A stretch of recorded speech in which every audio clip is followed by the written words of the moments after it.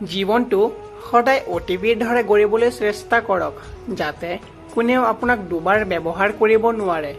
কেৱল শ্ৰদ্ধা আৰু সন্মানৰ কথা ভাবি ৰৈ যাওক, নহ'লে যি শুনিব পাৰে তেওঁ শুনাবও পাৰোঁ। পৃথিৱীত কেৱল সেইজন মানুহেই সুখী যি বুজি পাইছে আনৰ পৰা একো আশা কৰি লাভ নাই। জীৱনটো সদায় নিজৰ মতে উপভোগ কৰিবলৈ শিকক। মানুহৰ পচন্দ সময়ে সময়ে সলনি হৈ থাকে। বিশ্বাস হ'ল এনেকুৱা এটা শব্দ যিটো পঢ়িবলৈ 1 ছেকেণ্ড, ভাবিবলৈ 1 মিনিট, বুজিবলৈ এদিন আৰু প্ৰমাণ কৰিবলৈ গোটেই জীৱন লাগি যায়। সকলো মানুহৰে আগত নিজৰ দুখ প্ৰকাশ নকৰিব। দৰৱ সকলোৰে লগত থাকিলেও নিমখ কিন্তু সকলোৰে ঘৰে ঘৰে থাকে। ভাল মানুহ হ'বলৈ যত্ন কৰক, কিন্তু প্ৰমাণ কৰিবলৈ চেষ্টা নকৰিব। সকলো মানুহেই কেৱল সুখ বিচাৰে, দুখ কাকো নালাগে। কিন্তু বৰষুণ নোহোৱাকৈ জানো ৰামদিনৰ সৃষ্টি হ'ব পাৰে। প্ৰত্যেকটো বস্তুৰে মূল্য সময় আহিলেহে অনুভৱ কৰা যায়। যিদৰে সদায় ফ্ৰীতে পোৱা অক্সিজেনৰ বাবেও হস্পিটেলত কিন্তু পইচা দি কিনিব লগা হয়। খং আৰু অহংকাৰ বেছিকৈ থকা মানুহৰ জীৱনত আন কোনো শত্ৰুৰ প্ৰয়োজন নাই। সকলো মানুহৰে কিছুমান ভাল আৰু বেয়া গুণ থাকে, কিয়নো আমি মানুহ, ঈশ্বৰ নহয়। সৰুতে আমাৰ হাতত ঘড়ী নাছিল, তথাপিও অফুৰন্ত সময় নাছিল। এতিয়া সকলোৰে হাতে হাতে ঘড়ী, কিন্তু সময় কাৰো নহয়। কিছুমান মানুহ খুব সোনকালে সলনি হৈ যায়। তেওঁলোকৰ বাবে আপুনি আজি গুৰুত্বপূৰ্ণ, কালিলৈ মূল্যহীন। যদি কোনোবাই আপোনাৰ অন্তৰত আঘাত কৰে, দুখ নকৰিব। যিজোপা গছৰ ফল মিঠা সেইজোপা গছত ফৰমুঠি মৰা মানুহে বেছি। জীৱনত সফল নহ'লে বাৰে বাৰে চেষ্টা কৰা, হাৰ মানি নিদিবা, কিয়নো এজোপা লঠংগা গছেও পাতৰ বাবে অপেক্ষা কৰে।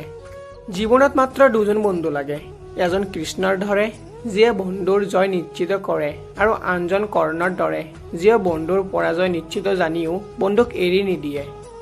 লক্ষ্যত উপনীত নহ'লে হতাশ নহ'বা। জীৱনৰ ৰাস্তা কেতিয়াও শেষ নহয়। এবাৰ নোৱাৰিলে 1000বাৰ চেষ্টা কৰা, নিশ্চয় এদিন জয়ী হ'বা। ভদ্ৰতাৰ আন এটা নাম হৈছে দুৰ্বলতা। তুমি যিমানেই ভদ্ৰ হ'বা, আনে তোমাক সিমানেই দুৰ্বল ভাবিব। সুখী হ'বলৈ বিশেষ একোৰে প্ৰয়োজন নাই। প্ৰয়োজন কেৱল এনে কিছু মানুহৰ যিয়ে সঁচাই তোমাক বুজি পায়।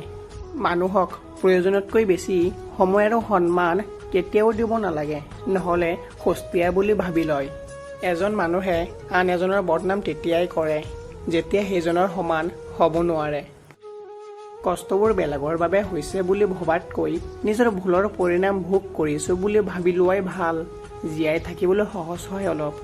নিজৰ দুখ কষ্টবোৰ নিজৰ কাষত পাহাৰৰ সমান হ'লেও আনৰ ওচৰত সেয়া কেৱল দুহাৰী গল্পহে মাথো। যিকোনো সিদ্ধান্ত লোৱাৰ আগত অলপ ভালদৰে ভাবি চাব, কাৰণ এটা ভুলৰ সিদ্ধান্তই কাৰোবাক ধ্বংস কৰি দিব পাৰে। আনৰ বাবে নিজক সলনি নকৰিব। আপোনাক ভালপোৱাজনে আপুনি যেনেকৈ আছে তেনেকৈয়ে আপোনাক পচন্দ কৰিব। চকু পানী মচি যিয়ে এবাৰ হাঁহিব শিকি গৈছে, এই পৃথিৱীত তেওঁক দ্বিতীয়বাৰ কোনেও সহজে কন্দুৱাব নোৱাৰে। এৰি যোৱা আৰু পাত্তা নিদিয়াবোৰৰ পিছত দৌৰিব বাদ দিয়া। তোমাক বিচৰাবোৰক সময় দিয়া, দেখিবা জীৱনটো সহজ হৈ পৰিছে। খং কৰি এৰি যোৱা মানুহ হয়তো কেতিয়াবা ঘূৰাই পোৱা যায়, কিন্তু সময়ৰ লগত সলনি হৈ যোৱা মানুহক ঘূৰাই পোৱাটো বহুতেই টান। তুমি কাৰোবাৰ ওচৰত নিজৰ মূল্য বিচাৰিব নালাগে। সময় এদিন দেখুৱাই দিব তেওঁৰ জীৱনত তোমাৰ মূল্য। 3জন ব্যক্তিৰ পৰা সদায় আঁতৰত থাকিব লাগে।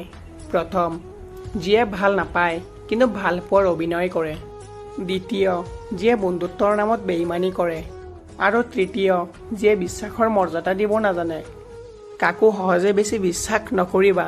ঠিক তেনেদৰে কাৰোবাক নিজতকৈ বেছি ভালো নাপাবা, কাৰণ এদিন এই বেছিয়েই হৈ পৰিব পাৰে তোমাৰ বাবে বহুত বেছি দুখৰ কাৰণ। কাৰোবাৰ বাবে ইমান ফ্ৰী আৰু এভেইলেবল নাথাকিবা যে তেওঁৰ জীৱনত তোমাৰ আৰু তোমাৰ সময়বিলাকৰ মূল্যই নাইকিয়া হৈ যায়।